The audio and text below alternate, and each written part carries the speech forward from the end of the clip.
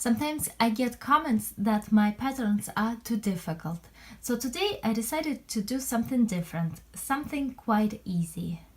In today's crochet video, I want to show you a very simple, very basic ripple stitch that can be used for making baby blankets or full-size Afghans. For this crochet pattern, all you need to know is how to make chains and how to make double crochets. I used this stitch to make a small baby blanket, very small, size 28 by 24 inches. And to make this blanket, I used ice cream yarn by Lion brand yarns, 2 skeins, which is 394 yards each, and I used a hook size G, 4.25 millimeters.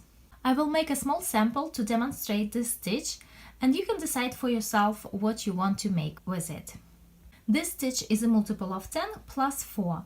For my blanket, I started with 124 chains, but for my sample, I will start with 54 chains. I make a slip knot, and I start making my chains. 1, 2, 3, 4, 5. Here I have 54 chains and I'm ready to start my first row. Into the first chain from the hook I will make a double crochet.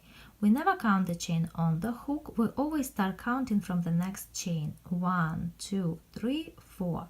So yarn over and into the first chain from the hook I insert my hook, drop a loop, yarn over again, and I finish my double crochet. Now these 3 skip chains will count as my first double crochet, and this is my second double crochet. And now I'm going to make a double crochet into each of the next 3 chains. 1,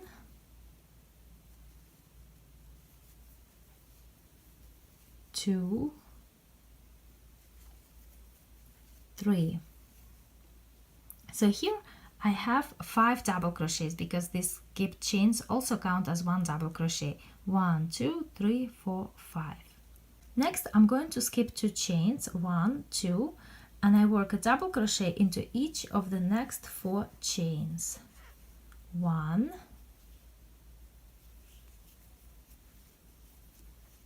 2, 3,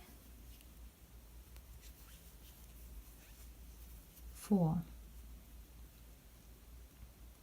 Now I'm going to make 2 chains, 1, 2, and I will make 4 double crochets, each one into each of the next 4 chains.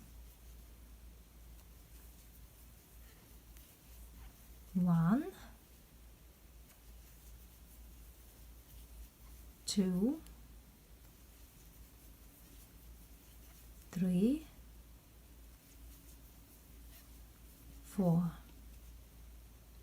Now again I will skip 2 chains just the way I did here. So basically the pattern begins to repeat. I skip 2 chains and make 4 double crochets. 1, 2, 3, 4. And again I make 2 chains just the way I did here. 1, 2, and again I make 4 double crochets. 1, 2, 3, and 4. And I will continue crocheting this way all the way across. Here I am at the end of this row and I just made 4 double crochets and I still have 1 chain left, so I make 1 more double crochet. So on the ends I have 5 double crochets on this side and 5 double crochets when I just started on this side, but in between there are always 4 double crochets. Like this. So here we have 5, then 4, 4, 4, 4, and all the way across it's 4, and only at the end it's 5 again. Now I make 3 chains, 1, 2, 3, and I turn my work. And I'm ready to start my second row. Into the very first double crochet of the previous row, I will make another double crochet. So basically in the very first stitch I have 2 stitches made, my 3 chains, which count as a first double crochet, and 1 more double crochet. And now I make double crochet into each of the next 3 double crochets. 1, 2, and 3. Next I'm going to skip the next 2 double crochets, 1, 2, and again I make a double crochet into each of the next 3 double crochets. 1, 2, and 3. Here I have a chain 2 space, and into this chain 2 space I will work a double crochet, 2 chains, 1, 2, and 1 more double crochet. And again I will work a double crochet into each of the next 3 double crochets. 1, 2, 3. And here the pattern starts to repeat from this point. I will skip 2 double crochets, 1, 2, and I will work 3 double crochets. 1, 2,